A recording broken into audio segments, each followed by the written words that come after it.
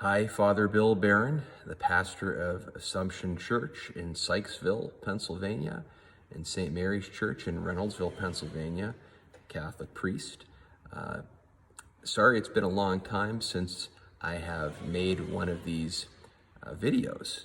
It's been about a month, but a lot changed with the resumption of public masses and having to get ready for all that stuff. You might hear a chainsaw behind me there. We had a tree come down onto the property. Actually is on our neighbor's property, and our neighbor is taking care of that, so thank you for that. But a little background noise here, but you'll be able to hear me, I think. We're going to continue to go on through the spiritual exercises of St. Ignatius of Loyola, the founder of the Jesuits. And this is the 8th rule for discernment of spirits. Just a reminder again that the discernment of spirits is a recognition that we have contrary spirits that are trying to lead us at any given time in our lives, any given day of our lives. The spirit of God and the spirit of the evil one, the spirit of the world and the flesh and the devil. And so the task is to try to discern God's voice amongst the other voices, avoid the voice of evil, and pursue God's voice, because God's voice is the authentic voice that is leading us to good. And Ignatius, in working with a lot of people in spiritual direction, discovered these rules based on his experience of working with people. And I want to say discovered them, I mean, he formulated them, probably a better word, wrote them down, and they're classic. And we need discernment at this time because we have a lot of passions flying in many different directions. A lot has happened since the last time I made one of these videos, actually. We've had riots and all sorts of crazy things going on in the country, and a lot of racial animus and different problems flaring up. So we need these rules for discernment generally, but I think you too, the listener, need these rules for discernment as well. So at any rate, without further ado, let's get to this one. And it's the 8th rule for discernment of spirits. Very brief. Shouldn't take a lot of explanation. Here's the 8th rule for the discernment of spirits.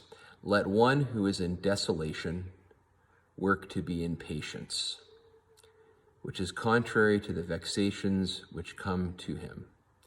And let him think that he will soon be consoled, diligently using the means against such desolation, as is said in the 6th rule. So again, what is desolation?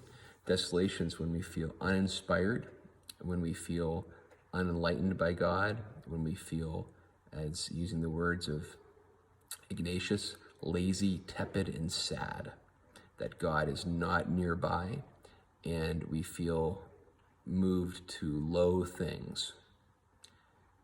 Passions that often we associate with low things might be anger or lust or jealousy, other different types of passions that might tempt us to do something that is less than dignified and that is sinful. So that's what desolation is, just to remind yourself of the definition of it.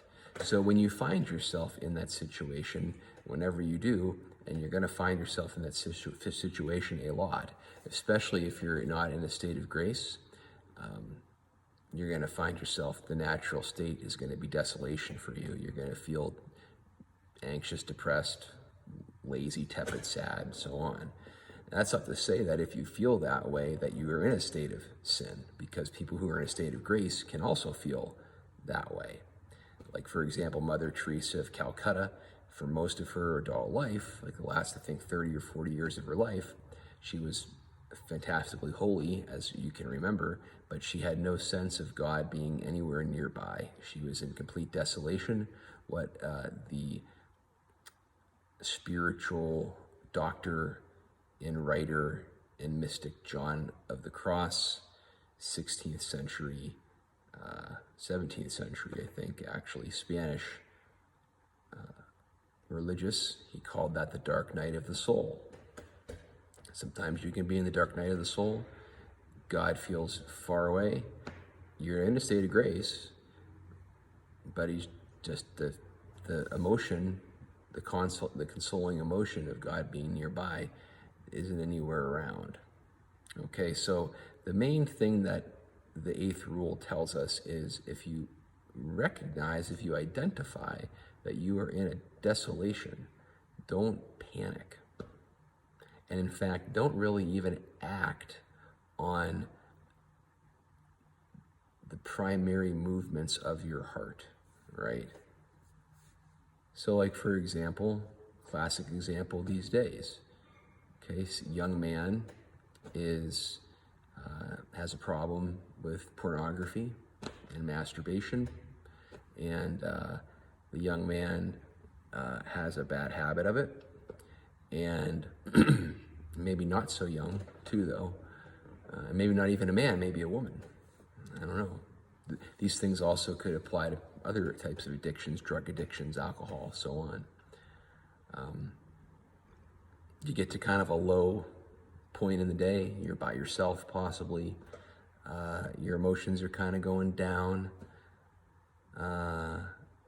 you don't get a real sense of God's peace or joy in that particular moment of the day, and then riding in with that desolate feeling comes the idea. Why don't you go visit that website? What are you going to do with that? Well, the 8th rule says, don't act on it. Recognize that you're in desolation at that particular moment. And don't follow that spirit that's trying to move you to do something evil. This happens with alcoholics too. Something bad happens, or simply just you have bad habits, right? Ingrained into your physiology. That your physiology, your brain chemistry, and your body expect a certain input of whatever behavior, whatever substance. And it's pushing you towards it. Do you act on it? You don't, Ignatius would say. Rather, you be patient. Be patient. Because sometimes those temptations can be rather fierce and sharp and painful, but they won't last. And if you offer resistance to the bad temptation, it will subside. And if you can do that enough days of your life, it will go away.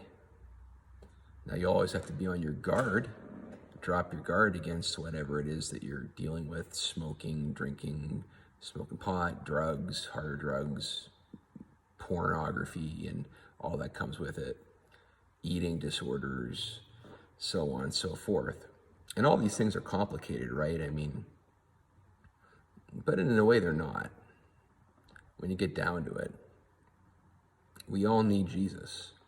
And so what Ignatius says is, when you feel that desolate moment, and there are many desolate moments, and every day seems to, at least that's my experience in life, you increase your prayer, you increase, maybe you call a friend, right? Get support. You go back in your mind in memory to the last time you felt God's presence nearby you, and meditate upon God being close at hand. And that helps. But most importantly, don't act upon the negative temptations. You don't go in that direction. So that's the 8th rule. It's a good rule. You know, when you identify if you're in the trough of desolation, don't follow the low, passionate temptations. Remember when you were up with God. Thank the Lord for that. While you're in the trough, be patient, pray more, maybe reach out to somebody to help you out, a friend, a family member, a sponsor, if you're in AA or some other 12-step group. These things help tremendously. Thanks for listening. God bless.